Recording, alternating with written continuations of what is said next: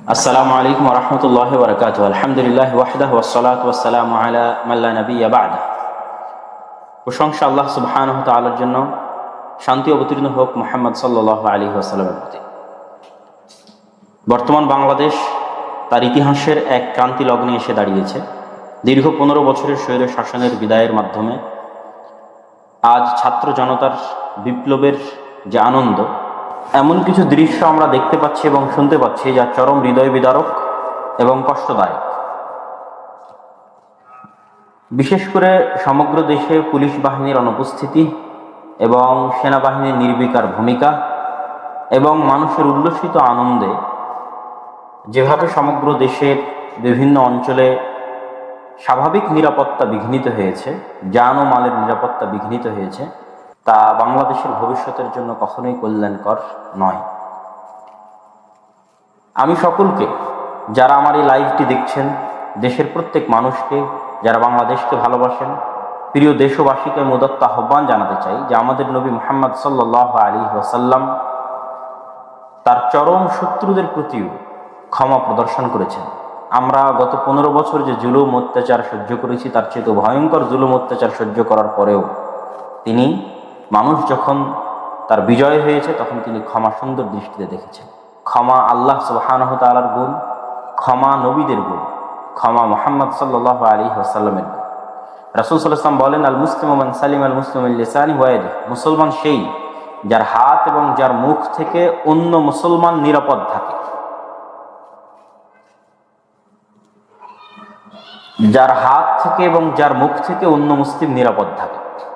তথা আজকে আপনি যদি কোথাও গিয়ে, সেটা আপনার যতই শত্রু হোক, তাদের বাড়িতে লুট করা, তাদের জিনিসপাতি নিয়ে যাওয়া বা কোথাও অগ্নিসংযোগ করা, সে আপনার যতই চিরন্তন শত্রু হোক, এটি কখনোই ইসলাম সমর্থিত নয়। চরম গুনাহের কাজ, হারাম কাজ, অন্যায় কাজ। এই জন্য মুদাত্ত আহ্বান জানাবো, যারা এই ধরনের কাজে যুক্ত আছেন বা আপনার আশেপাশে কেউ যুক্ত আছে, আপনারা তাদের নিবৃত্ত করুন।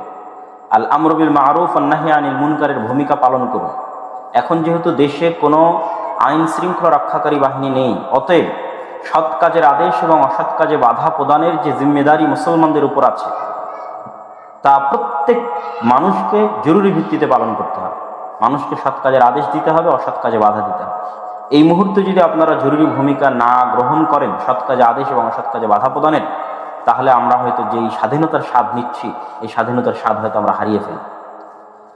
সম্মানিত উপস্থিতি, আমরা গত 15 বছর যে বিভেদের রাজনীতি দেখেছি, মুক্তিযোদ্ধা এবং রাজাকার নামে যে বিভেদের রাজনীতি, তা আমাদের এই দেশকে ধ্বংস করে দিয়েছে, অভাবনীয় ক্ষতি এবং অপূরণীয় ক্ষতি করে দিয়েছে। আমরা আর বিভেদের রাজনীতি দেখতে চাই না। অথবা উদাত্ত আহ্বান জানাবো, যারা বিজয়ী হয়েছেন, যারা আনন্দিত হয়েছেন, যারা উল্লসিত হয়েছেন, যারা গত 15 বছর মাজলুম হয়েছেন, তারা আল্লাহর সন্তুষ্টি অর্জনের জন্য ধৈর্য ধারণ করেন। বিভেদ করে প্রতিপক্ষের প্রতি প্রতিশোধ পরায়ণ হয়েন না। ইসলামের সবচেয়ে ভয়ঙ্কর এবং সবচেয়ে কঠিন হচ্ছে মানুষের জান এবং মাল। আপনার সকল গুনাহ ক্ষমা হয়ে যাবে, কিন্তু এই জান এবং মালের গুনাহ কিন্তু ক্ষমা হবে না। আল্লাহ সুবহানাহু ওয়া তাআলা অতি ন্যায়পরায়ণ, তিনি এটার বিচার করবেনই করবেন। অতএব এটা থেকে সর্বোচ্চ সতর্কতা অবলম্বন করুন। যারা এই দেশকে ভালোবাসেন, আমাদেরকে ভালোবাসেন, তারা আজ সৎ কাজের আদেশ এবং অসৎ কাজের ভূমিকা অবতীর্ণ হন। আপনার নিকটবর্তী যারাই এই ধরনের কাজে লিপ্ত হচ্ছে, তাদেরকে বাধা প্রদান করেন, তাদেরকে সৎ কাজের আদেশ দেন, অসৎ কাজে বাধা দেন। এবং দ্বিতীয় যে বিষয় নিয়ে সমগ্র দেশে প্রচুর আলোচনা হচ্ছে, সেটা হচ্ছে বিধর্মীদের উপাসনালয়। রাসূল সাল্লাল্লাহু আলাইহি ওয়াসাল্লাম বলেন, মান কাতালা মুআহাদান, মুসলমানদের সাথে চুক্তিবদ্ধ অবস্থায়, মুসলমান সরকারের নিরাপত্তা নিয়ে জিম্মি যারা দেশে বসবাস করে, মুসলিম দেশে বসবাস করে, এরকম যে কোনো বিধর্মী স্বাধীনভাবে তার ইবাদত এবং তার উপাসনা করার অধিকার পাবে। কেউ যদি কোনো মুসলিম রাষ্ট্রে বসবাসরত কোনো চুক্তিবদ্ধ কোনো জিম্মি অমুসলিমকে হত্যা করে, রাসূল সাল্লাল্লাহু আলাইহি ওয়াসাল্লাম বলেছেন, সে কখনোই জান্নাতের গন্ধ পর্যন্ত পাবে না। কি ভয়ঙ্কর, কি ভয়াবহ কথা! অতএব আমরা যদি মুসলিম হয়ে থাকি, আমরা যদি রাসূল সাল্লাল্লাহু আলাইহি ওয়াসাল্লামের প্রতি বিশ্বাস করে থাকি, পরকাল দিবসের প্রতি বিশ্বাস করে থাকি, তাহলে পশ্চিমকালে আমরা কোনো মন্দিরে আঘাত করতে পারি না, কোনো হিন্দু বিধর্মী ভাইয়ের প্রতি আঘাত করতে পারি না। বরং এখানেও আপনাদের সৎ কাজের আদেশ এবং অসৎ কাজের ভূমিকা গ্রহণ করতে হবে। নিকটস্থ যে কোনো বিধর্মীদের উপাসনালয় সংরক্ষণের ব্যবস্থা করতে হবে। এবং আমরা নিজেরাও ইতিমধ্যে উদ্যোগ নিয়েছি আমাদের প্রতিষ্ঠানের পক্ষ থেকে।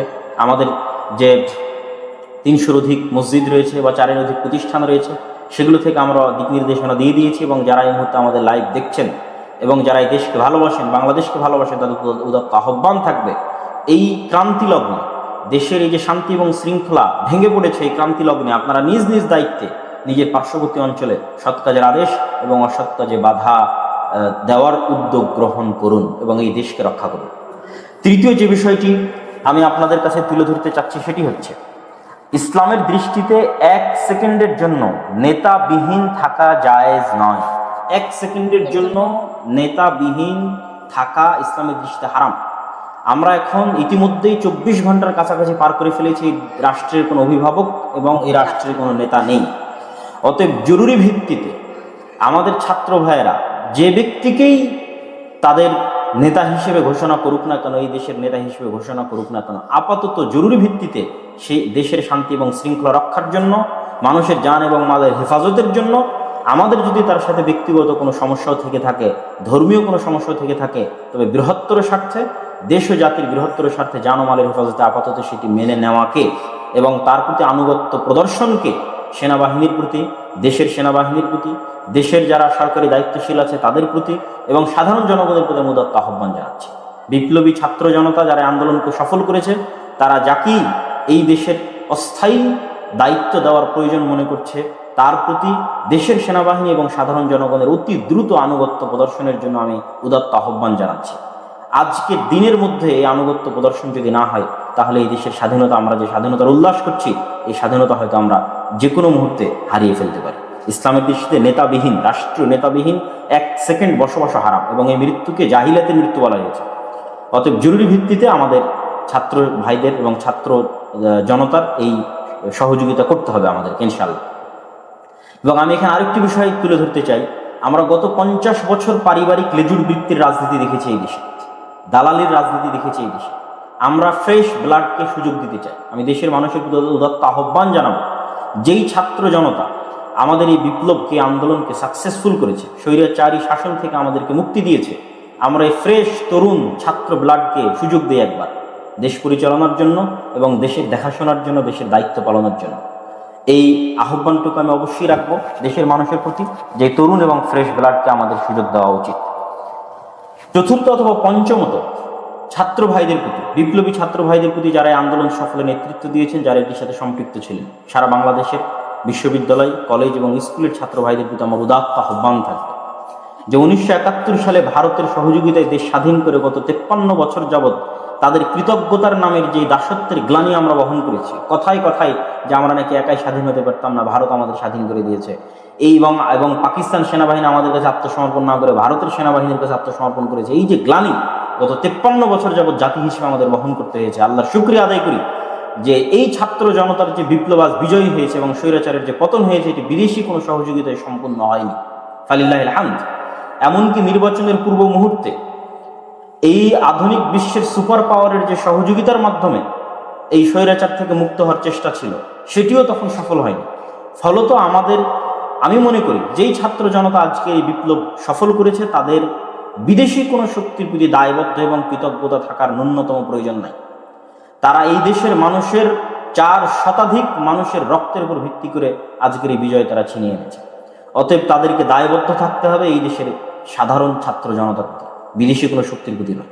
অতএব আমি ছাত্র ভাইদের প্রতি উদাত্ত আহ্বান জানাতে চাই, আপনারা স্বতন্ত্র এবং স্বাধীনভাবে যে বিজয় ছিনিয়ে এনেছেন, এই বিজয়কে কখনোই কোনো বিদেশি শক্তির দাসত্বের জন্য এবং তাদের কৃতজ্ঞতার জন্য এই গ্লানি জাতির উপর চাপিয়ে দিবেন। দেশের সাধারণ জনগণ জীবন দিয়েছে, ছাত্র জনতা জীবন দিয়েছে, আপনাদের আমানত হচ্ছে যতক্ষণ আপনারা এই দেশের যে কোনো পর্যায়ে দায়িত্ব পালন করবেন বা আপনাদের এই সংগ্রাম অব্যাহত থাকবে, আপনাদের এই দায়বদ্ধতা যেন শুধুই বাংলাদেশের সাধারণ ছাত্র জনতার প্রতি থাকে।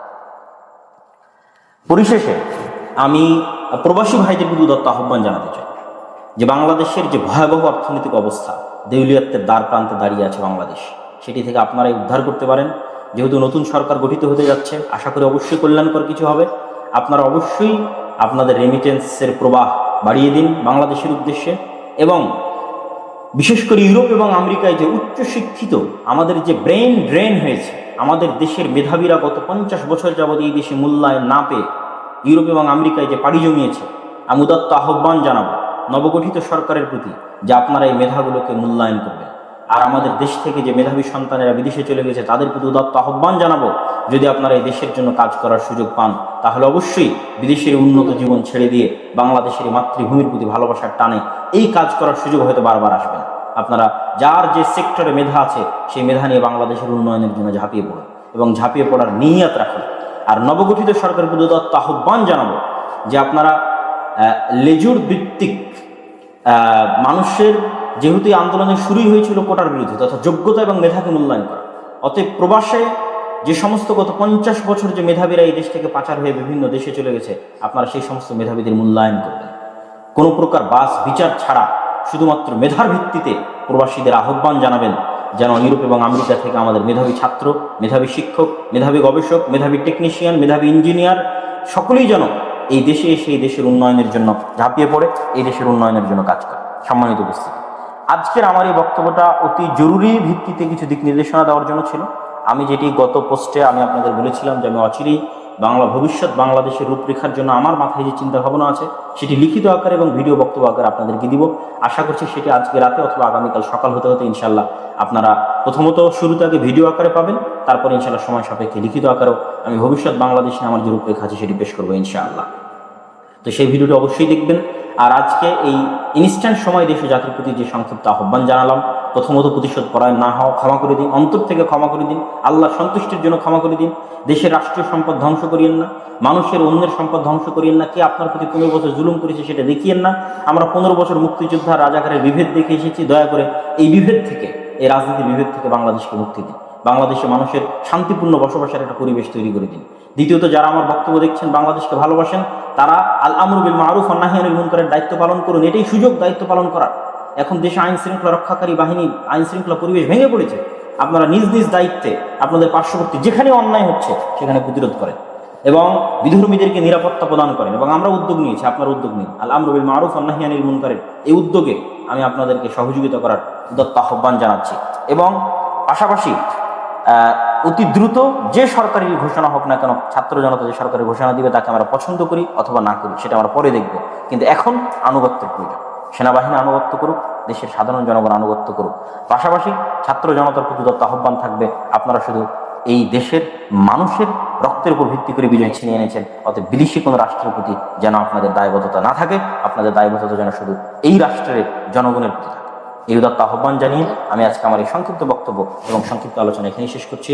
আশা করি বাংলাদেশের ভবিষ্যৎ উজ্জ্বল হবে। আল্লাহ বাংলাদেশের স্বাধীনতাকে অক্ষুণ্ণ রাখবে।